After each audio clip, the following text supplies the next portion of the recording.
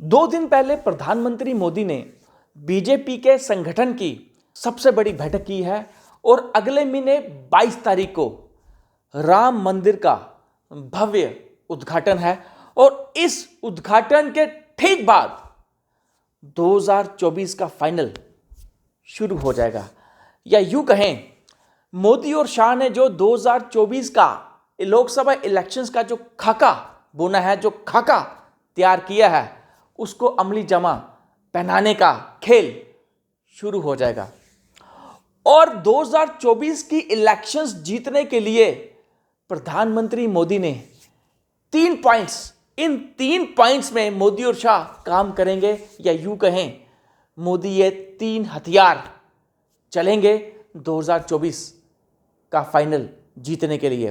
दोस्तों, यहां सबसे बड़ा सवाल यह है कि जो इंडिया अलायंस है, क्या उसके पास मोदी के इन 3 हथियारों का काट है?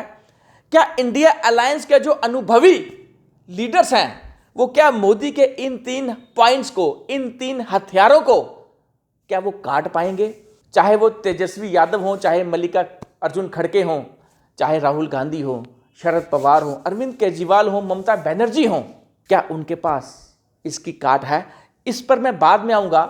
सबसे पहले मोदी के वो 3 हथियार जिनको चलकर वो 2024 का फाइनल जीतने का ख्वाब देख रहे हैं, या यूं कहें तीसरी दफा वो प्रधानमंत्री बनने का ख्वाब देख रहे हैं। वो 3 हथियारों में से सबसे पहला हिंदुत्व का कार्ड। ये वो कार्ड है जिसको चलकर बीजेपी मोदी ने राजस्थान, मध्य प्रदेश, छत्तीसगढ़ में इलेक्शंस उन्होंने जीती हैं। दोस्तों, मैं पहले भी कहता आया हूं, ये जो हिंदी बेल्ट है, जिसको पिछले 8 से 9 साल बीजेपी हो या शाह हो या संघ के लोग हों, इस हिंदी बेल्ट को हिंदुत्व बेल्ट में तब्दील करने का जो एक सपना देखा है, जो इस पे कार्य किया है, ये जो हिंदुत्व कार्ड है, मोदी चलने जा रहे हैं और सबसे बड़ा वो खेल करेंगे। या यूं कहें, जो हिंदुत्व कार्ड जो वो चलेंगे, वो राम मंदिर के उद्घाटन से शुरू होगा। ये जो राम मंदिर का उद्घाटन है, ये सिर्फ अयोध्या तक या उद्घाटन तक सीमित नहीं है। इस उद्घाटन में पूरे हिंदुस्तान से 6 से 7 हजार वीवीआईपी आएंगे, जिनमें बॉलीवुड के सितारे होंगे, जिनमें क्रिकेटर्स होंगे, जिनमें साधु संत होंगे, जिनमें सेलिब्रिटीज होंगे। इसके बाद हमारे सोर्सेस से यह जानकारी है कि इसके बाद आरएसएस और बीजेपी पूरे देश भर से ट्रेन्स चलाएंगी और इन ट्रेन्स में श्रद्धालुओं को बिठाकर राम मंदिर के दर्शन कराए जाएंगे। और सबसे बड़ी बात, जब ये 22 जनवरी को जो ये उद्घाटन होने जा रहा है, पूरे हिंदुस्तान में 4 से 5 लाख मंदिरों में, 1-2 लाख नहीं, 4 से 5 लाख मंदिरों में इसका लाइव प्रसारण होगा। इसके बाद, जैसे मैंने आपको कहा कि पूरे हिंदुस्तान से संघ के लोग, बीजेपी के लोग, आरएसएस के लोग ट्रेन्स चलाएंगे। गांव-गांव से, शहर-शहर से ट्रेन्स आएंगी, श्रद्धालुओं को लेकर राम मंदिर के दर्शन करवाए जाएंगे। और सिर्फ इतना ही नहीं, जो पूरे हिंदुस्तान में 6.5 लाख गांव हैं, या एग्जैक्ट फिगर मैं बताऊं, 6,40,000 जो गांव हैं, वहां जश्न मनाया जाएगा। और इस सब के पीछे, पर्दे के पीछे जो खेल होगा, वो सांप्रदायिक ध्रुवीकरण का खेल होगा।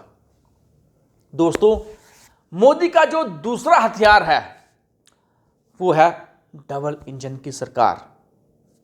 9 ऐसे राज्य हैं, अगर इनमें मैं नॉर्थ ईस्ट के कुछ राज्यों को हटा दूं, तो 9 ऐसे राज्य हैं जहां डबल इंजन की सरकार है। या यूं कहें, गांव के चौकीदार से लेकर चीफ सेक्रेटरी तक, गांव से लेकर दिल्ली तक, जितने भी लोग हैं, वो सब, उन सब का सिस्टम बीजेपी के हाथ में है।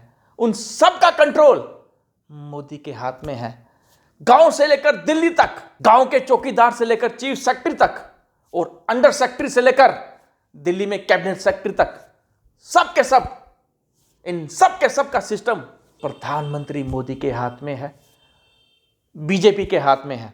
दोस्तों, सबसे बड़ा जो रीसेंट एग्जाम्पल है मध्य प्रदेश में, जहां ईवीएम्स को लेकर सबसे ज्यादा सवाल उठाए गए, इसका मामला सुप्रीम कोर्ट तक पहुंचा और जो चुनावी प्रक्रिया है इसको लेकर चुनाव आयोग को अपोजिशन ने कटघरे में खड़ा किया है। तीसरा हथियार जो मोदी चलेंगे, या यूं कहें मोदी के चाणक्य अमित शाह चलेंगे, और वो है ईडी आईटी का, इनकम टैक्स का।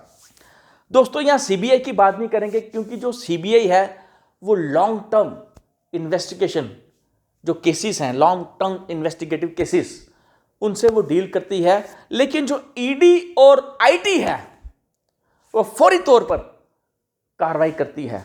और सबसे बड़ी बात, ये जो 3 हिंदी पट्टी के राज्य हैं जिनको मोदी ने जीता है, राजस्थान, मध्य प्रदेश और छत्तीसगढ़, कोड ऑफ कंडक्ट लागू होने के बाद और इलेक्शन से ठीक 3 दिन पहले तक ईडी सक्रिय रहा और छत्तीसगढ़ में भूपेश बघेल, जिनके हाथ पूरी इलेक्शन की कमांड थी, उनको डिस्टर्ब करके रख दिया। सिर्फ भूपेश बघेल ही नहीं, उनके स्टाफ को भी डिस्टर्ब करके रख दिया। और सिर्फ छत्तीसगढ़ ही नहीं, राजस्थान में अशोक गहलोत को भी ईडी ने नहीं बख्शा और अशोक गहलोत के परिवार के लोग, उनके बेटे, उनको सबको डिस्टर्ब करके रख दिया। उनके बेटे को दिल्ली भी तलब किया गया। अब दोस्तों, सबसे बड़ी यह बात है कि इन मोदी के ये जो 3 हथियार हैं, क्या इंडिया अलायंस, इसके लीडर्स, उनके पास इनकी काट है?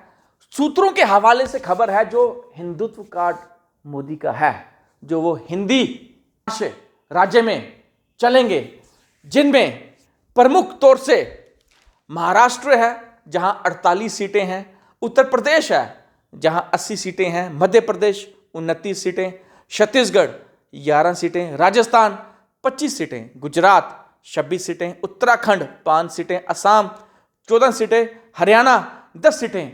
इन सबको अगर मिला दें तो 248 प्लस सीटें जो इस हिंदी बेल्ट में है। क्या यहां जो हिंदुत्व कार्ड आरएसएस मोदी चलते हैं, क्या इसकी काट इंडिया अलायंस के पास है? क्या इंडिया अलायंस के लीडर इन सब पे मंथन कर रहे हैं? क्या कोई गुप्त खेल चल रहा है? क्या इंडिया अलायंस के लोग गुप्त तरीके से मोदी के इन 3 हथियारों की काट के लिए लगे हुए हैं? दोस्तों, सूत्रों की माने तो हिंदी बेल्ट में इंडिया अलायंस उद्धव ठाकरे को उतारने वाली है और इसकी तैयारी भी चल रही है। इस पे मैं ज़्यादा खुलासा नहीं करूंगा क्योंकि अभी ये तैयारी चल रही है। और इस हिंदी बेल्ट में सूत्रों के हवाले से माने तो उद्धव ठाकरे को यहाँ इंडिया अलायंस उतारेगी हिंदुत्व के कार्ड के लिए।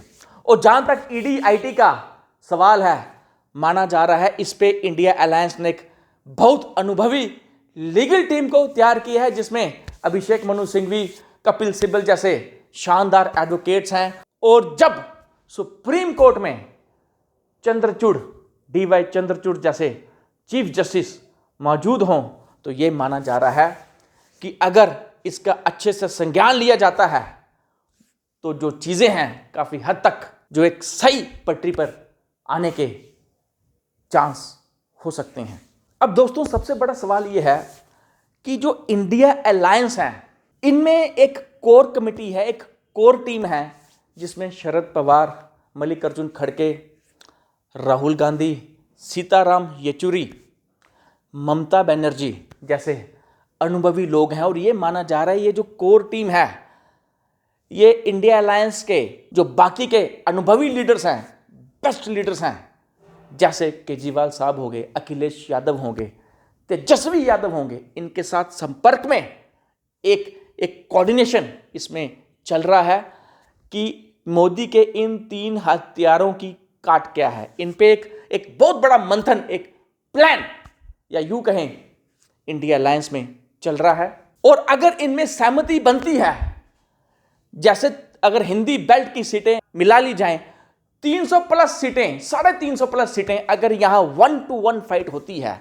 मतलब बीजेपी का एक और इंडिया अलायंस का एक कैंडिडेट, अगर 1-to-1 अलायंस में अगर सहमति बन जाती है, जो माना जाता है ये शरद पवार का फार्मूला है, जिसको सत्यपाल मलिक जो पूर्व गवर्नर रहे हैं जम्मू कश्मीर के, इनके साथ मिलकर एक खाका तैयार किया गया। अगर इन सीट्स पे जो 300 350 प्लस सीट्स हैं, अगर 1-to-1 फाइट हो जाती है, तो इंडिया अलायंस का यह मानना है कि मोदी को 272 भी नहीं, 250 से भी नीचे बीजेपी को लाया जा सकता है। अब दोस्तों, सबसे बड़ी बात यह है, ये जो इंडिया अलायंस है, इनमें कितना कोऑर्डिनेशन बैठता है, और ये जो 350 प्लस का जो 1-to-1 का फाइट है, इनमें कितनी अंडरस्टैंडिंग होती है। और सबसे बड़ी बात आपने देखा होगा, इलेक्शन से ठीक पहले तक कोड ऑफ कंडक्ट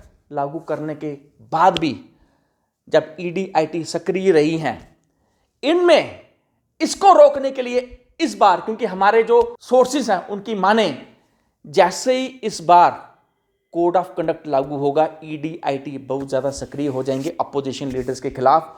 और वो अरविंद केजरीवाल की जो स्ट्रेटजी है, जो अखिलेश यादव की जो स्ट्रेटजी है, जो तेजस्वी यादव की स्ट्रेटजी है, या बाकी इंडिया अलायंस के लीडर्स की जो स्ट्रेटजी है, उसको डिस्टर्ब करने की पूरी कोशिश की जाएगी। अगर इंडिया अलायंस की जो लीगल टीम है इस ईडी-आईटी को, क्योंकि अभी तक जो एक प्रेसिडेंट रहा है, चाहे जितने मर्जी केस हों, वो केस कोड ऑफ कंडक्ट के दौरान नहीं खुलते, पुराने केस, पुरानी फाइलें नहीं खोली जाती। हां, अगर इलेक्शन, चुनाव से रिलेटेड अगर पैसा किसी के पास मिला हो, या हथियार मिला हो, या उस पैसे का इस्तेमाल चुनाव में होना हो, या शराब इत्यादि उसका इस्तेमाल होना हो, तब तो फौरी तौर पर ईडी-आईटी वहां कार्रवाई कर सकते हैं। लेकिन जो पुराने केसेस है, जो पुरानी फाइल्स हैं, उसको खोलने का जो प्रेसिडेंट है आज दिन तक नहीं है।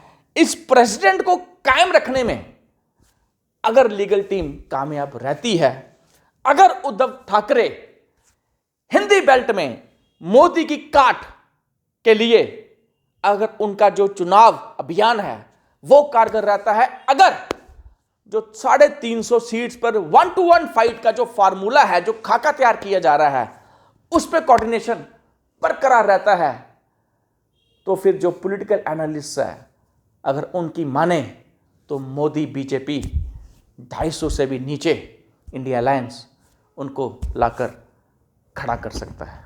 आपका बहुत बहुत शुक्रिया।